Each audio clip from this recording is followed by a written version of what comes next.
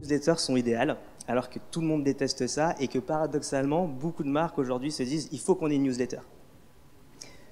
Beaucoup de personnes se disent il faut qu'on ait une newsletter, elles envoient des newsletters et elles viennent nous voir avec ce constat, ça marche pas.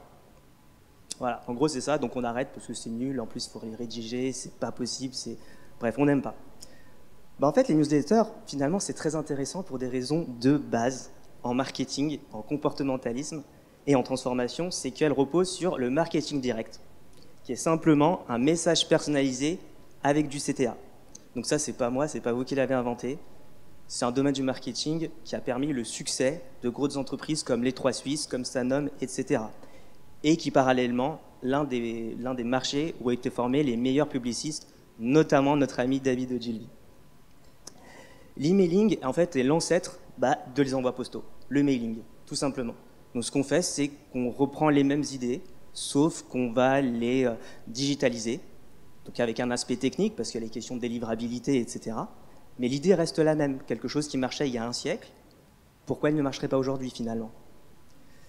Derrière, il faut du contenu qui soit immersif et émotionnel. Et c'est là qu'on appelle à toute notre stratégie copywriting, storytelling, et ça, c'est le succès de David Ogilvy, de son agence, avec Gallup.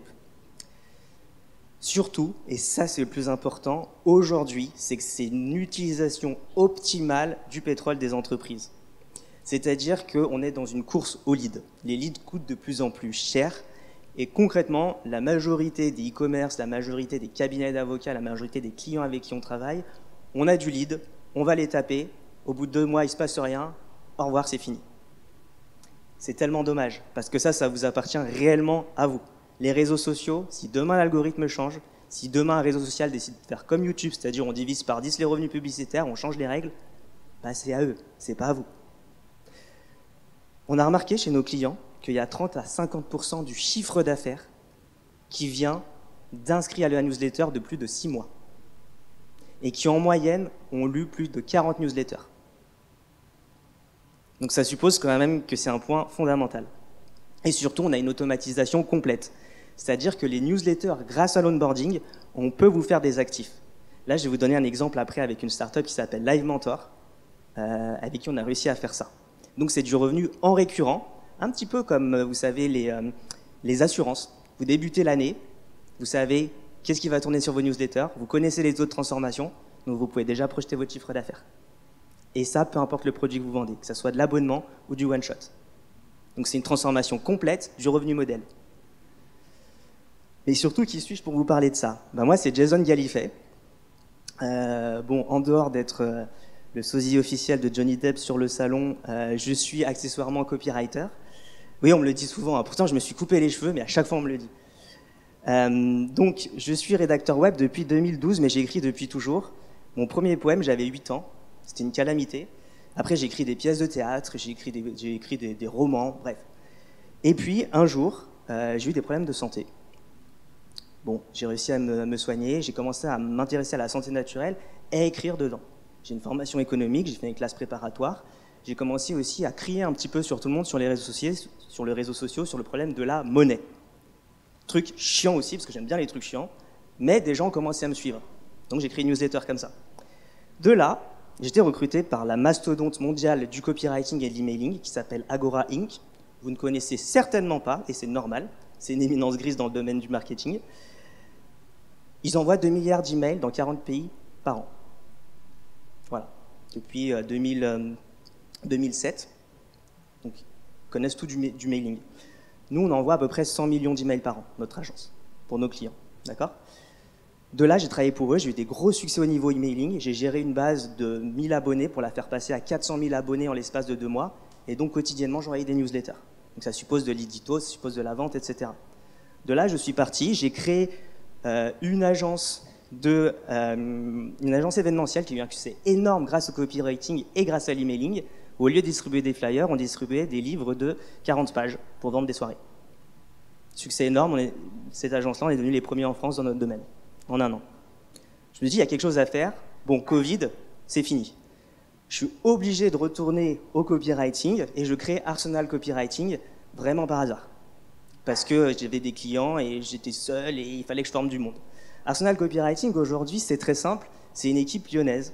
On cumule près de 20 ans d'expérience en emailing, en création, en gestion de newsletter et de marketing automation. La gestion de newsletter, c'est 100 millions d'emails envoyés pour nos clients par an. Ça peut présenter jusqu'à 50% de leur chiffre d'affaires et on gère des bases entre 5 000 et 3 millions d'abonnés dans tous les domaines, que ce soit du SaaS, que ce soit de la newsletter, que ce soit du média, que ce soit des experts comptables, que ce soit du e-commerce, parce que notre spécialité, c'est ça. Et on fait des conseils marketing pour lancer des produits, améliorer les offres. Ça, c'est du conseil digital où on permet en fait d'améliorer la rentabilité. C'est un troisième volet. La question que vous vous posez, c'est OK, c'est très bien, les newsletters, c'est génial, tu veux vendre ton truc, ça marche pour qui? Ça marche pour la presse et le magazine. Nous, on a un de nos clients qui est Reward Media.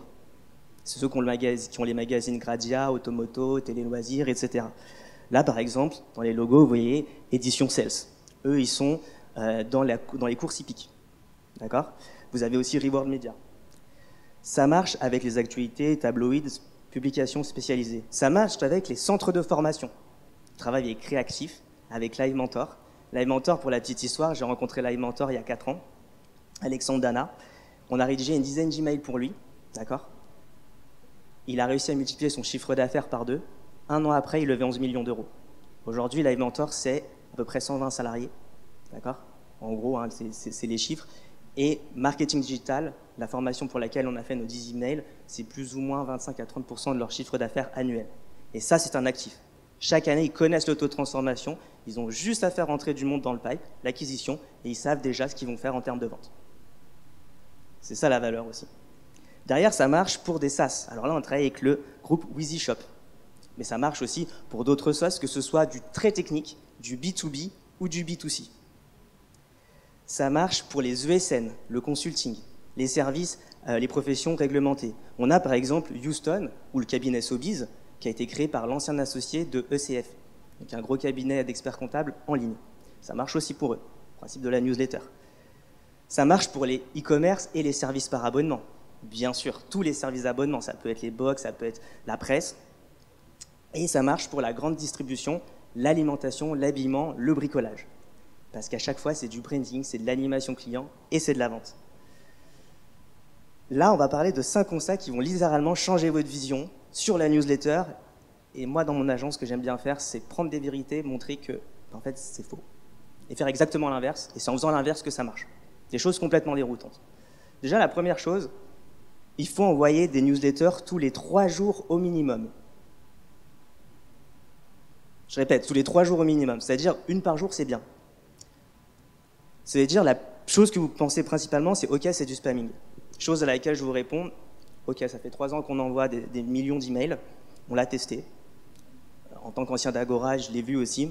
Pas du tout. On rentre de ce que j'appelle le marketing plus belle la vie, qui repose sur 3 piliers, que, comme je les identifie, qui sont l'habitude. Chaque jour, chaque soir, tous les 3 jours, on a notre petit épisode. C'est un membre de la famille, c'est super, c'est génial. Il nous apporte quelque chose, une émotion, quelque chose d'intéressant qui va me faire sentir mieux. Ça devient une référence. Oui, tu te rappelles, c'était comme Roland dans Plus belle la vie quand il parlait à sa petite fille. Bah c'est pareil, pareil chez moi. Bah là c'est pareil. Ah oui, je me rappelle qu'ils en avaient parlé dans la newsletter là, du cuir machin. Ok. Ça repose aussi sur le lien émotionnel. Tous les jours, tous les 2 jours, 3 jours, vous avez quelqu'un qui va vous écrire en marketing direct, qui va vous donner des informations. Vous avez vraiment cette proximité avec une marque. Ce qui veut dire que 60 à 70% des newsletters ne doivent pas contenir de messages de vente. Et là, on tape dans quelque chose qui fait très mal et tout de suite, je vais voir les entreprises avec qui on travaille. Vous avez des newsletters, c'est très bien. Vous venez pourquoi? C'est la Saint-Valentin, moins 30%. C'est Noël, moins 50%. Et ça, c'est le syndrome du faux meilleur ami. D'accord? Je pense que vous avez tous un ami ici. Admettons que vous habitiez à Toulon.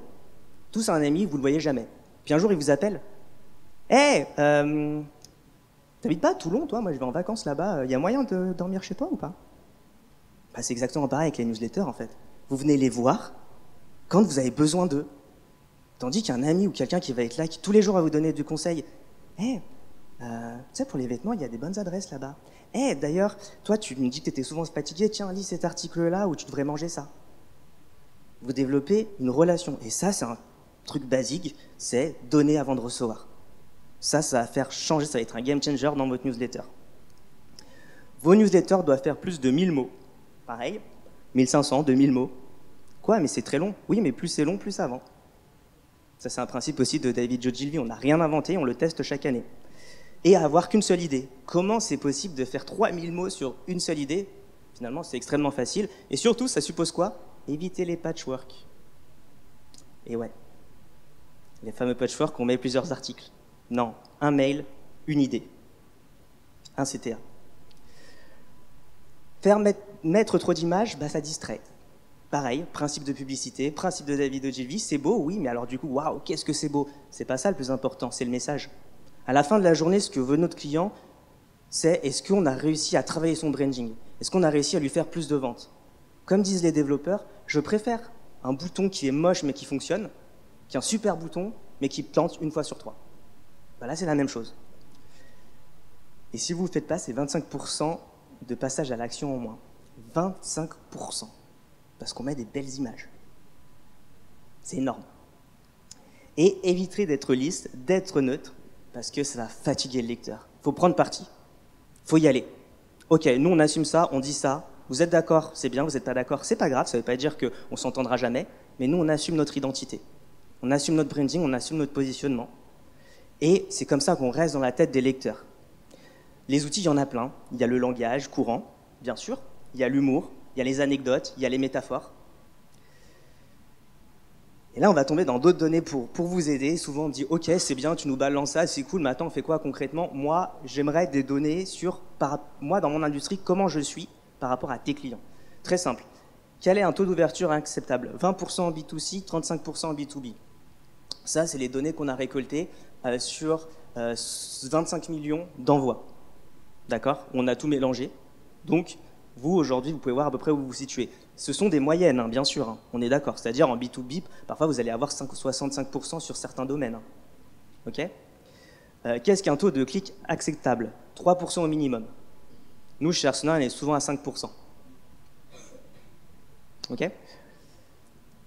Qu'est-ce qu'un beau ton de vente? 2% pour les produits inférieurs à 100 € et 1% pour les produits supérieurs à ce prix. Alors là, c'est une étude, je pourrais vous en parler pendant des heures, qu'on a faite. On peut aller encore plus loin. Là, on a une demi-heure, mais je peux aller encore plus loin sur vos prix, vos produits, taux de transformation, domaine, etc. Chez Arsenal Copywriting, nous dépassons fréquemment les 5%. Dernièrement, on a fait 10%. La moyenne dans l'emailing marketing, c'est 2%. Quelle police et quelle taille pour les textes? Question bête, mais pas du tout. On a fait des tests. Police sans sérif. Taille de plus de 16. C'est énorme, Jason, 16. Les gens, ils sont pas aveugles? Si. Si. Si, si. Et c'est bien plus agréable à lire. Vous avez plus de lecteurs. Donc vous avez une meilleure image de marque. Donc, quand il s'agit de vendre, vous faites plus de ventes. Combien de temps doit durer une campagne de vente? 1 semaine au minimum, avec 10 mails minimum. Minimum. 25 mails, on marche encore mieux. 3 mails par jour? Ouais. Eh oui. Mais il y a un taux de désinscription, les gens, ça va les saouler, c'est du spamming. Non. Vous allez en perdre, mais c'est pas grave. Parce qu'ils n'achèteront jamais. On assume à chaque fois. À quelle heure doit-on envoyer les emails? Pareil, je vous donne les moyennes en général. Après, on peut étudier cas par cas. Entre 7h et 8h45 le matin. Entre 11h30 et 14h30 le midi. Entre 19h30 et 23h en semaine. Pour les week-ends, ça va dépendre de votre public. D'accord? Il y en a qui c'est une bonne idée, d'autres non. D'autres, c'est le samedi à dimanche, enfin samedi à 17h, d'autres le dimanche à 19h30. OK? Quel jour envoyer les newsletters? Mardi, mercredi, jeudi. Voilà, donc vous avez les plages horaires, vous avez les newsletters. En gros, hein, ce sont des idées. Hein. Ça ne veut pas dire que c'est forcément adapté à votre secteur, mais que vous ayez à peu près des pistes de réflexion derrière. Dimanche pour les artisans et les entrepreneurs, c'est tout à fait logique. On prépare la semaine, le samedi c'est un jour ouvré, dimanche 19h30, boum, on tape. Et là on a un taux d'ouverture exceptionnel. Et un taux de transformation, moi j'ai fait des campagnes de vente avec des taux de transformation sur les artisans ou les entrepreneurs, où un dimanche soir, à 19h30, on atteignait les 12% de vente. 12% sur des accompagnements parfois à 3 000, 4 000 euros. C'est énorme. Les solutions complémentaires, parce que l'emailing, on ne va pas se le cacher, tout le monde en fait, il y a du spamming, ça se crache, le taux d'ouverture, c'est la panique. Bon, on peut remédier à ça sans problème avec Personal Copywriting. N'empêche qu'on a été plus loin. Parce que notre travail, on est un lab, on a tout le temps des idées, on se plante une fois sur deux, mais au moins on avance. Ok ? Solution complémentaire, la première, c'est très simple. C'est utiliser les notifications push ou des notifications de sites internet, copyrighté aussi d'une certaine longueur, etc., à telle heure, etc. Là, on l'a testé sur un sujet qui vous fait rire, une plateforme qui vous fait rire, parce que c'est assez rigolo quand on pense quel est son cœur de business, c'est la plateforme OnlyFans.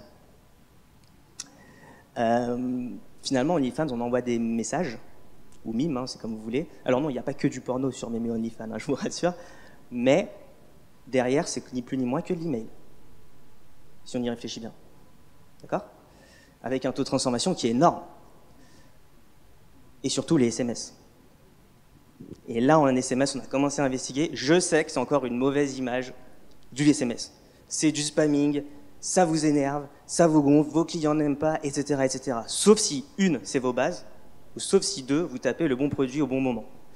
Exemple, alors déjà, 92% des SMS sont lus dans les 4 minutes. On parlait d'un taux d'ouverture chez les emails quand même de 25%. Hein.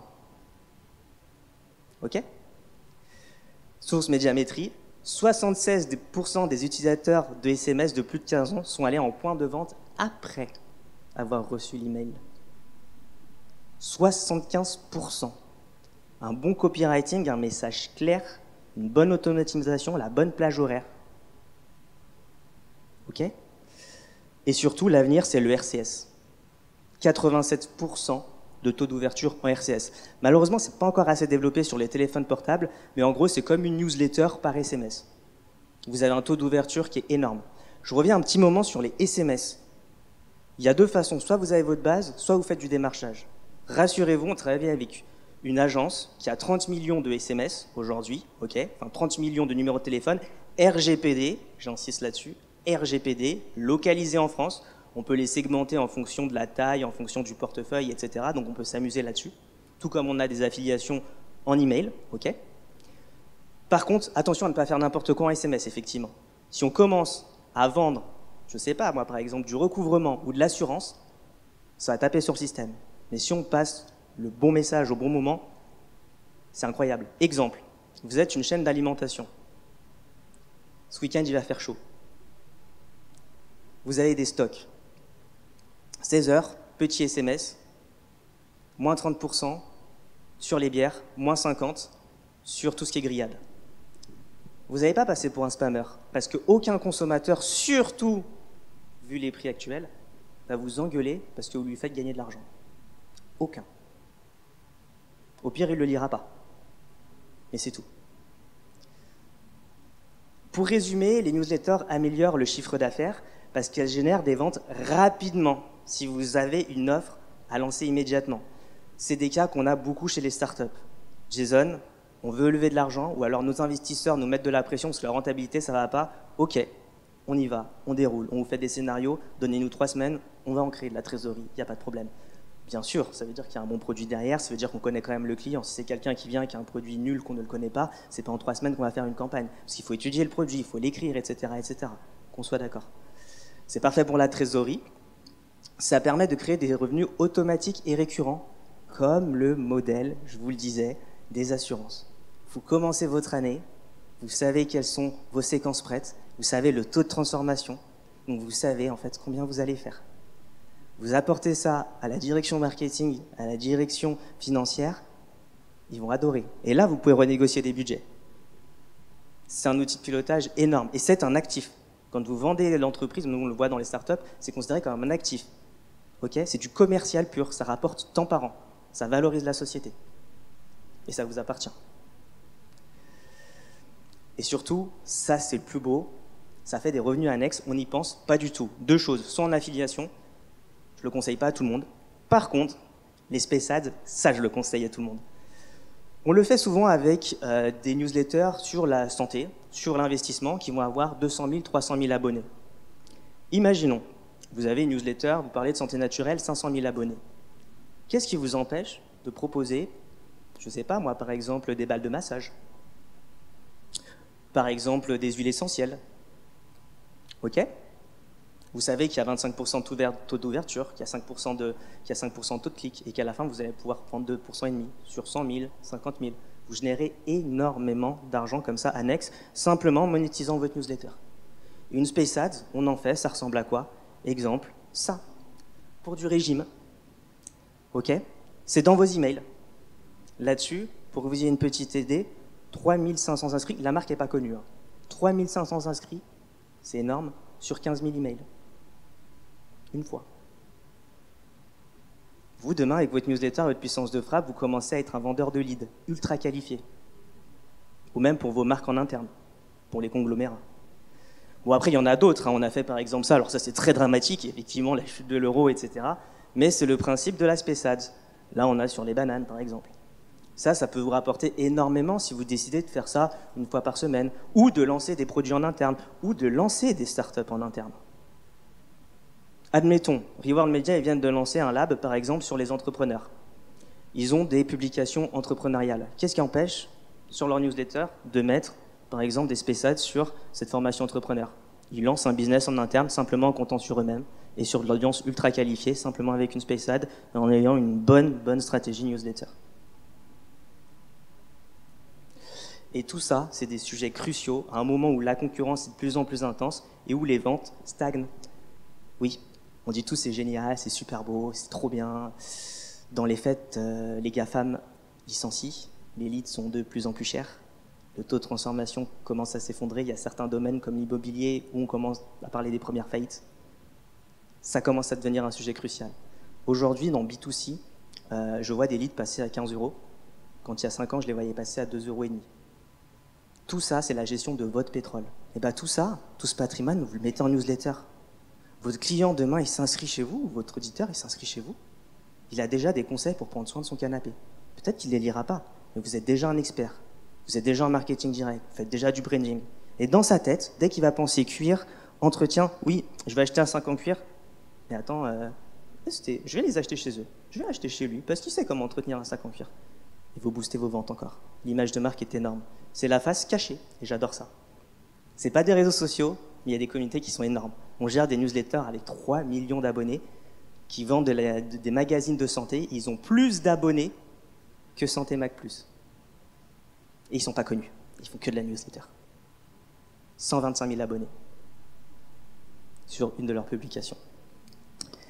Et vous pouvez faire grossir votre base grâce au transfert d'email. Autre exemple, vous êtes inscrit à une newsletter de santé. Ok, peu importe ce qu'ils vendent. Ça peut être un magazine, ça peut être des produits, pas de souci. Vous recevez un email sur la polyarthrite rhumatoïdale et des solutions pour soulager ça. Vous n'avez pas de polyarthrite. Par contre, c'est une maladie auto-immune, il y a un taux d'incidence dans la société qui est assez énorme. Peut-être vous avez un cousin, un oncle, une tante, un frère qui est atteint. Toutes les newsletters sont longues. Derrière, on donne des chiffres, on donne des sources. Vous allez l'envoyer. Parce qu'à la fin, on va dire, mangez un peu plus de pastèque, par exemple, ou ci ou ça. Vous l'envoyez. La personne qui va le recevoir va dire, mais c'est sympa ça, je vais m'inscrire. Il y a 5% de croissance par an uniquement là-dessus. Alors 5%, on n'est pas sur 40, soyons d'accord. 5% sur une base de 100 000. 5 000 chaque année qui tombent facilement, simplement sur de la recommandation. Derrière, avec un taux de transformation de 10%. Vous faites 500 clients en plus par an juste pour ça. Voilà. Et surtout, c'est parfait pour étudier vos besoins en marketing. Vous avez une newsletter, par exemple, sur le voyage, ou vous êtes une agence de voyage, ou vous êtes une agence, une ESN. Vous dites, tiens, on va développer l'IA. Ouais, ok, on va développer l'IA en ESN. Tu sais, aujourd'hui, les machins, les chats, tout ça, c'est quand même au début, c'est pas ouf. Pourquoi on n'enverrait pas des newsletters là-dessus, avec des call to action? Ça permet de quantifier notre base. Et à la fin, on est capable de dire, il y a tant de pourcentage de nos clients qui sont prêts à faire ça. On le fait plusieurs fois, on crée des scénarios. Donc en fait, c'est des études marketing tout de suite, sur notre terrain à nous. C'est les études qu'on peut acheter sur certains cabinets de conseil en stratégie, par exemple, mais on le fait chez nous. Et ça coûte rien, parce que c'est notre base, parce qu'on envoie, parce que c'est nous qui rédigeons. Enfin, en tout cas, c'est Arsenal qui nous aide. La newsletter, c'est magnifique, même si c'est pas aimé, même si je suis vieux, tout ce qu'on veut, et ça repose, il y a eu quand même des gros succès, pensez 3 Suisses, pensez Stanum, pensez même David Ogilvy, alors on est dans la communication, qui dans ses bouquins disait « Si vous voulez être bon en com, vous commencez 3 ans en marketing direct à envoyer des courriers. » Je crois que j'ai pas besoin de parler d'Ogilvy, voilà. Donc, il a eu raison, suivons ce que dit le patriarche, continuons. Et tout ça, c'est parfait pour affiner votre offre et faire grossir votre public en marketing. Tiens, on avait parlé d'IA, on pensait que ça n'intéressait pas. Bah finalement, il y a 5% de la base qui sont intéressés. Il y a peut-être moyen de faire un billet. Tiens, on est des experts comptables, on ne pensait pas que faire de l'expertise comptable dans le SI, ça pouvait marcher. Tiens, je vends une newsletter sur la santé, ou j'ai une newsletter sur la santé parce que j'ai un e-commerce qui vend des gélules, par exemple. Bah, je ne pensais pas que l'extracteur de fruits, ça pouvait marcher. Ah, je vais aller voir un constructeur d'extracteur de fruits, on va mettre une spéciale sur un de mes emails. Tiens, par exemple, aujourd'hui, ce qui marche beaucoup, c'est le collapse. Donc les gens qui vont croire que tout va s'effondrer, etc.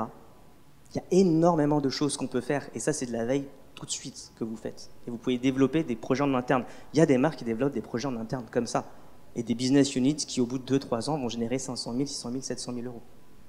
Simplement parce qu'ils ont eu l'idée de quantifier un peu leur base. Donc si vous voulez en discuter avec moi, bah, c'est stand 30, ou alors c'est jason@arsenalcopywriting.com ou par SMS. Comme ça, tous ceux qui verront le replay, ils auront mon 06. Et voilà, en fait, on a créé un e-book de 70 pages qui reprend certaines de ces données, mais qui va surtout beaucoup plus loin. Quelle technique, quelle heure envoyer, comment. On quantifie aussi l'argent que vous pouvez faire en business plan en envoyant une newsletter tous les 2-3 jours, etc., avec des taux d'ouverture moyens, avec énormément de conseils en storytelling, etc., etc. Donc ça, on peut vous l'envoyer la semaine prochaine, cette semaine, gratuitement, bien sûr. Et puis après, si vous voulez qu'on étudie votre newsletter, il n'y a pas de souci. Si vous voulez des idées, il n'y a pas de souci aussi. On gère des newsletters, on lance des newsletters, donc il n'y a pas de problème. Voilà, merci de m'avoir suivi.